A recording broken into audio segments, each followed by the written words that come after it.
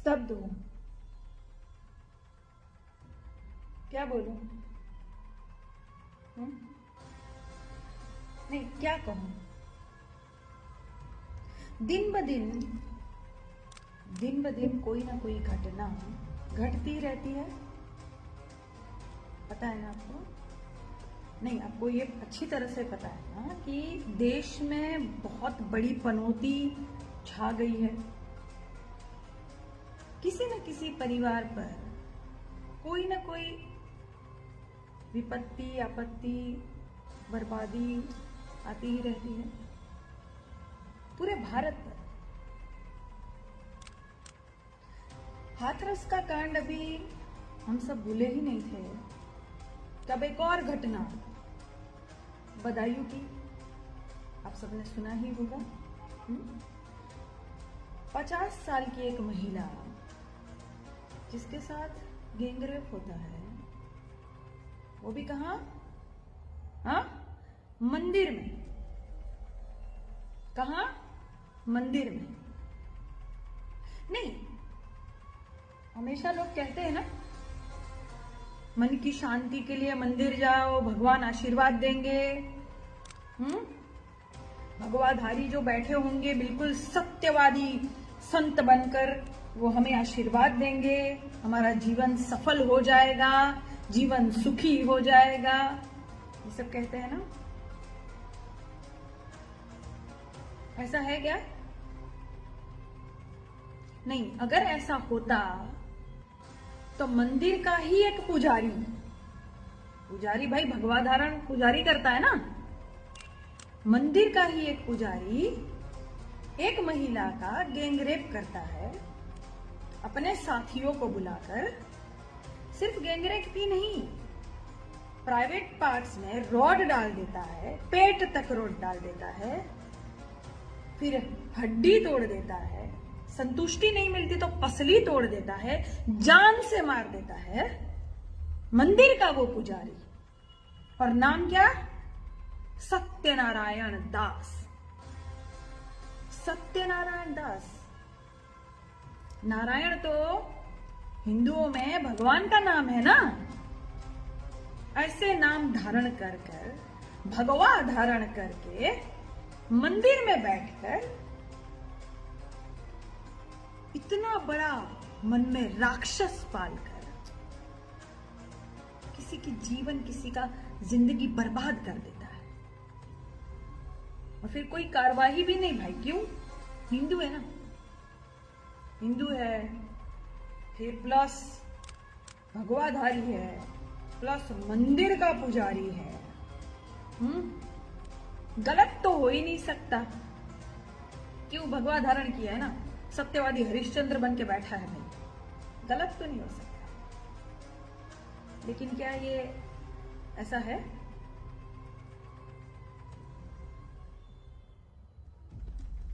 अब क्या कहेंगे आप? राम राज्य आ गया, इसे ही राम राज्य कहेंगे आप? कैसे हौसले बुलंद होते हैं इनके? इतना राक्षसीपन कहां से आता है? अपने मां की उम्र की महिलाओं के बारे में भी नहीं सोचते, बच्चियों के बारे में नहीं सोचते। इनको एक दिखता क्या है? मांस का एक लोथड़ा, हवस का एक खिलौना दिखता है क्या महिलाओं में? जिस महिला के अंदर से साले ये सब पैदा हुआ है, कुछ नाम कमाए, कुछ शोहरत कमाए, सांस ले रहे हैं, जीवन जिनका चल रहा है, उस मां को नोचने चोथने के लिए ये इतना राक्षसीपना करते हैं। ये हिम्मत आती कहां से है? ये हिम्मत इसलिए आती है, अगले ने किया था ना गैंगरेप, क्या हुआ? कुछ हुआ? किसी ने कुछ बिगाड़ा? हमारा भी नहीं बिगड़ेगा, चलो मजे लूट लेते हैं, जो मन की इच्छाएं पूरी कर लेते। किसी की भी माँ बहन बेटी हो, हमें क्या फर्क पड़ता है? हमें तो सिर्फ हवस मिटानी है, हम मिटा लेंगे, हमारा कोई कुछ नहीं बिगाड़ेगा। अगली बार भी फलाना की बेटी के साथ हुआ था, कुछ हुआ? हाथरस में कुछ हुआ, इधर फलाना में कुछ हुआ, इधर कुछ हुआ। ये सोच जब तक रहेगी हम सुरक्षित कभी नहीं रह पाएंगे। और ये सोच भी कहां से आती है? क्योंकि ये देखते हैं ना, ये देखते हैं कि जब कहीं गैंगरेप होगा या कहीं कुछ होगा तो हमारे लिए रैलियां निकाली जाएगी, हमारे लिए आवाज बुलंद करेगी सरकार। सरकार में बैठे कुछ नेता, कुछ मंत्री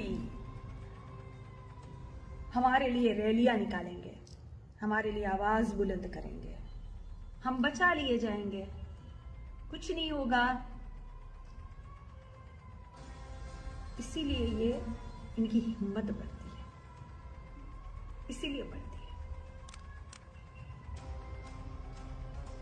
क्या है ना कि सरकार तो बेऔलाद है भाई, है ना, ये तो सच है ना। क्यों भक्तो, है क्या कोई औलाद पिताजी की? हाँ, तुम लोग सब तो हो ही ना, तुम खैर छोड़ दो। सरकार बेऔलाद है, इनको दर्द वो महसूस नहीं होगा, वो तकलीफ नहीं महसूस होगी जब तक इन पर नहीं बीतेगी। पर मां तो सबकी होती है ना भाई। 50 साल की महिला वो किसी की मां थी, क्या हालत हुई होगी उस परिवार की जब नोचा चौथा उसका शरीर देखा होगा। नहीं, मन में आग नहीं लगती क्या आप लोगों को? मैं भारतवासियों से कहती हूं, और कितने कांड आपको देखने हैं? आप सब आवाज बुलंद नहीं करेंगे क्या? या वेट कर रहे हो, इंतजार कर रहे हो कि ये हमारे घर तक तो बात नहीं पहुंची है, इसलिए हमें क्या लेना देना, हम अच्छे से खाएंगे पिएंगे आराम से जिएंगे, सुबह उठेंगे ब्रश करेंगे काम पर चले जाएंगे, आएंगे अपने बच्चों के साथ खेलेंगे, बस खत्म। तो इंतजार कर रहे हो कि जब बात आपके घर तक पहुंचेगी तब आवाज बुलंद करोगे। एक लाठी से अगर आप लड़ोगे ना तो वो लाठी टूट जाएगी, लेकिन एक एक करके जब सारी लाठियां जुटा लोगे ना तो उसे कोई नहीं तोड़ पाएगा। वो जो लाठी टूट गई ना उसको भी तकलीफ होगी, लेकिन एक साथ जब लाठियां आ जाएगी तो एक भी लाठी नहीं टूटेगी, सब बचेंगे। तो जब सब आवाज बुलंद करेंगे तो कल आपके घर तक भी बात नहीं पहुंचेगी, क्योंकि आपने आवाज बुलंद की थी।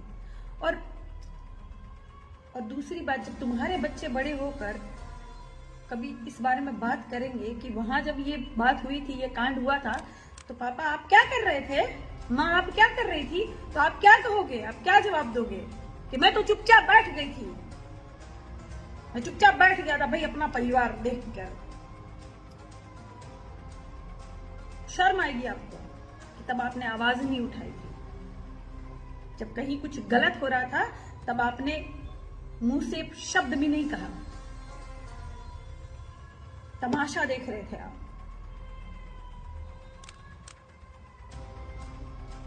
खुश है आप, राम राज्य आ गया, मंदिरों को नहीं छोड़ा जा रहा है। और यही बात कहीं मस्जिद में हो गई होती, कहीं और हो गई होती, किसी मुसलमान ने कर दिया होता, तब हा तांडव, गोदी मीडिया का तांडव देखते आप। चाटुकार सब कहां छुप गए। और भाजपा की जितनी नेत्रियां हैं अपने आप को औरत कहने वाली, उनके दिल में दर्द नहीं होता क्या ऐसी घटनाओं से?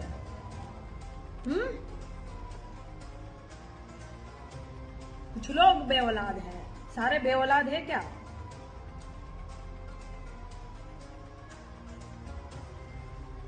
कैसा भारत बन गया हमारा?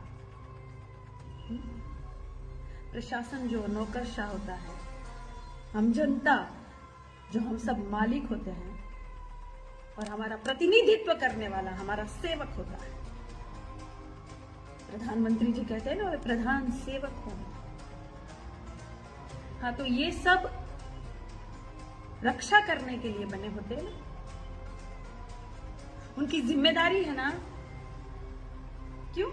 बेटी पढ़ाओ बेटी बचाओ नारा लेकर आए थे, इसका बिल्कुल उल्टा हो रहा है। बेटी मिटाओ, जहां हो वहां खत्म करो, नोचो चोथो, कोई तुम्हारा कुछ नहीं बिगाड़ेगा, हम सब तुम्हें बचा लेंगे, रैलियां निकालेंगे, हे बलात्कारियों आओ। ये हिम्मत उनको मिलती है क्योंकि उनको सजा नहीं मिल पाती ना, कोई कुछ नहीं बिगाड़ेगा उनका।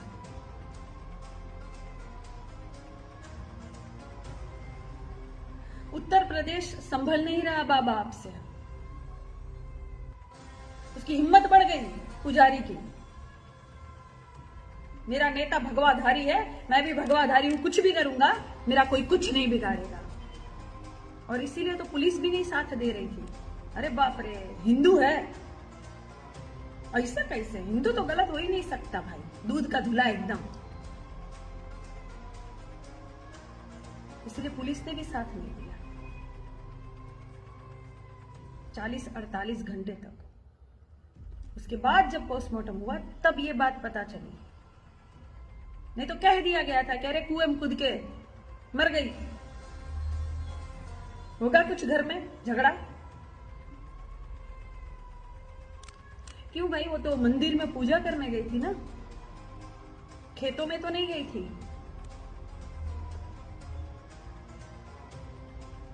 मन की शांति के लिए गई थी ना, जिंदगी बर्बाद हो गई।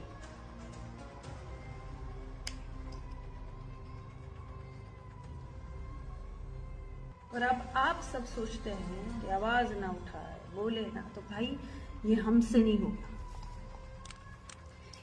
ये जिनसे होता है उनसे हो, हमसे नहीं होगा। हम हर मुद्दे पर आवाज उठाएंगे। किसी को बुरा लगे तो लगे, 2 रोटी ज्यादा खाए, क्या करना है, क्या दिक्कत है? ये कुछ सालों में देश जितना बर्बाद हुआ है, अगर आगे ऐसे ही चलता रहा तो क्या हालत हो जाएगी, सोचा है आपने कभी? सुरक्षित महसूस नहीं करेगी कोई भी महिला है, बेटी हो, बहन हो, मां हो।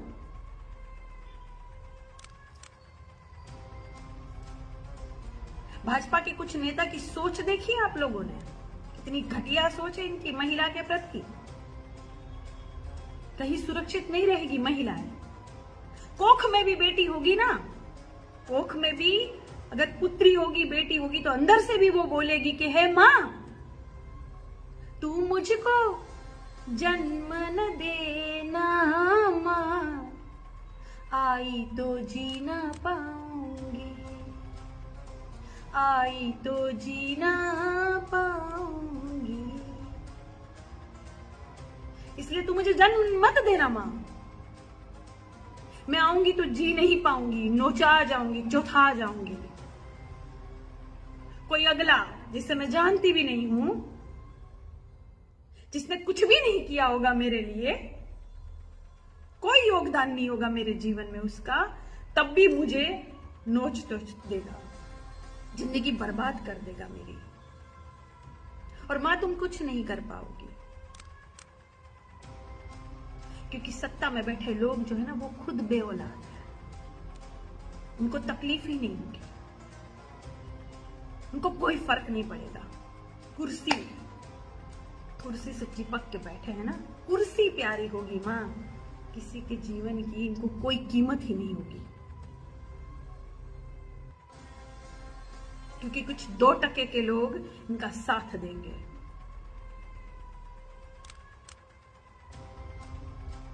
कहीं सुनवाई नहीं होगी, क्योंकि सब कुछ इनके अधीन आएगा ना। ऐसा पैसा फेंकेंगे, पैसा फेंकेंगे, ऐसा पैसा फेंक के अपनी ओर सब कुछ कर लेंगे। हे मां तुम क्या करोगी, कैसे लड़ोगी मेरे लिए? इसलिए मां तुम मुझे जन्म ही मत देना। कुछ सालों में ऐसा हो जाएगा। बेटियां नहीं मिलेगी घर में, फिर लक्ष्मी का रूप है बेटियां।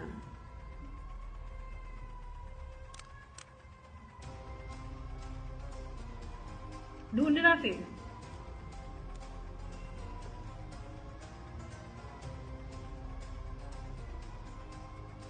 आपको भी ये तकलीफ होनी चाहिए। असली मालिक है ना जनता होती है, जनता के हाथ में पावर होता है, लेकिन जनता नहीं समझती है। अपना वोट बेच भी देती है जनता, कीमत ही नहीं पता, कुछ पता ही नहीं है मैं किसको वोट दे रहा हूं।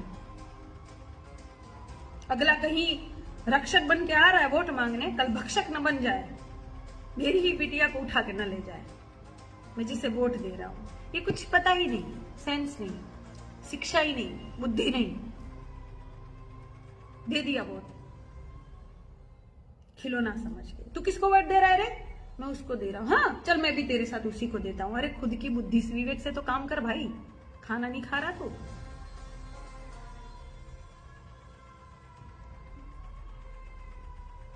कौन सी साड़ी पहन रही है बहन आज? मैं तो पीले कलर की साड़ी पहनूंगी। अच्छा मैं भी तेरा मैचिंग करूंगी। किसको वोट देगी? फलाने को। मैं भी तेरे जैसा उसको दूंगी। ऐसा है क्या? मजाक बना के रख दिया। नहीं, हम सिर्फ नेताओं को ही जिम्मेदार मानेंगे, हमारी खुद की जिम्मेदारियां कुछ नहीं है क्या?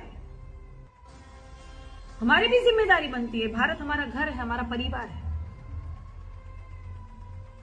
हमें हर मुद्दे पर आवाज उठानी पड़ेगी,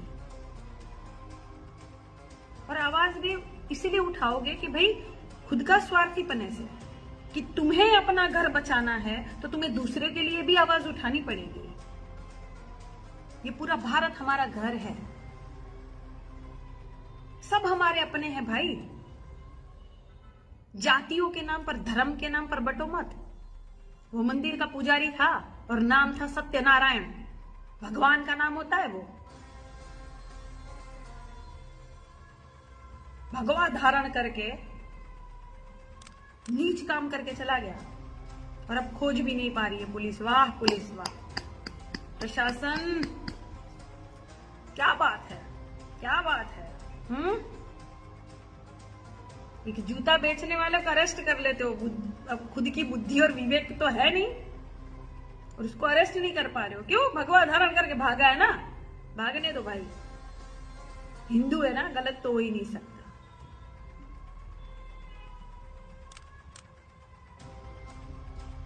नहीं, वेट मत करो, अपनी आवाज बुलंद करो खुद के घर के लिए, खुद की बेटियों को सुरक्षा देने के लिए आवाज बुलंद करो।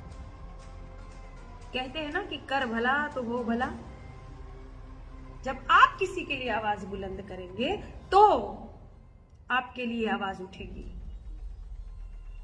वरना बैठे रहिए, क्या फर्क पड़ता है? क्या फर्क पड़ता है? देश बर्बाद हो रहा है, होने दीजिए। कल को अगर भविष्य में कोई पूछेगा क्या हो रहा था भाई, देश बर्बाद हो रहा था, क्या कर रहा था? मैं ताली बजा रहा था, मैं थाली बजा रहा था, मैंने होने दिया। सर ऊंचा कर लेना अपना। क्यों रे भक्तों, सालो, तुम्हारे दिल में अब तकलीफ नहीं हो रही है क्या?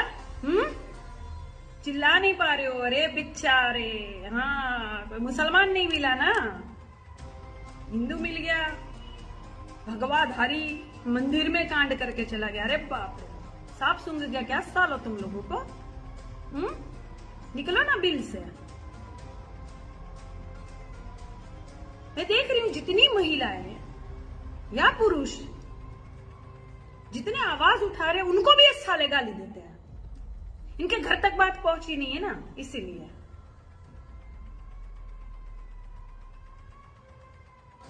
साले दो टकले के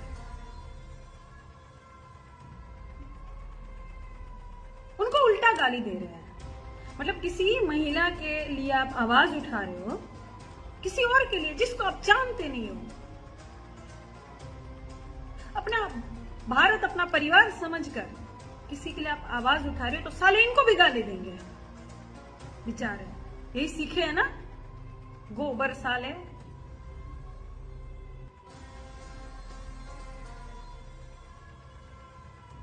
दो टके के।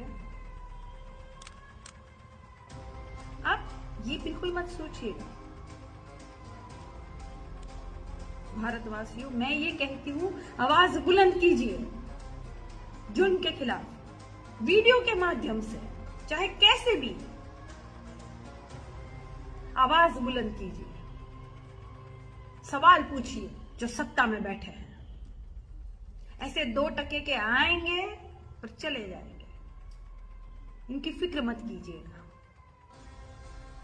कितनी महिलाएं मुझे फोन करके कहती है, अरे बहन मैंने किया लेकिन मुझे इतनी गालियां पड़ी, मैंने कहा डर गई, ये 2 टकों से। ये साले गोबर चिपरी की तरह इधर उधर फैले पड़े रहते, इनको खुद की माँ बहनें भी इनकी इज्जत नहीं करते, ये तुम्हारी थोड़ी करेंगे।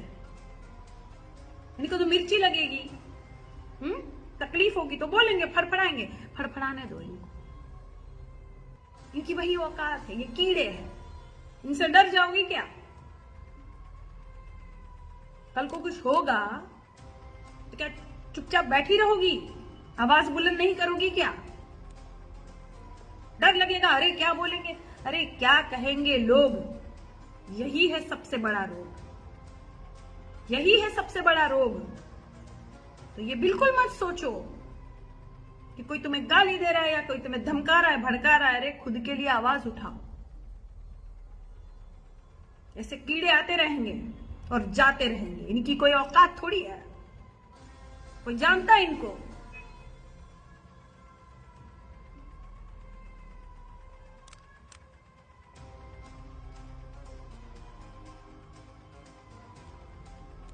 और कितने साल इंतजार करना है, और कितने कांड देखने बाकी है, जब तक हम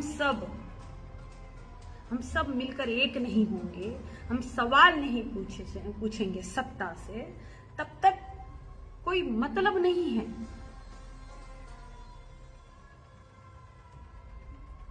एक साथ आइए, साथ दीजिए, जहां जिसके साथ गलत हो रहा है आवाज उठाइए, चाहे कोई भी हो, वो कोई फर्क नहीं पड़ता, जो गलत है वो गलत है, वरना बैठे रहिए आराम से, क्या दिक्कत है? ठीक, धन्यवाद।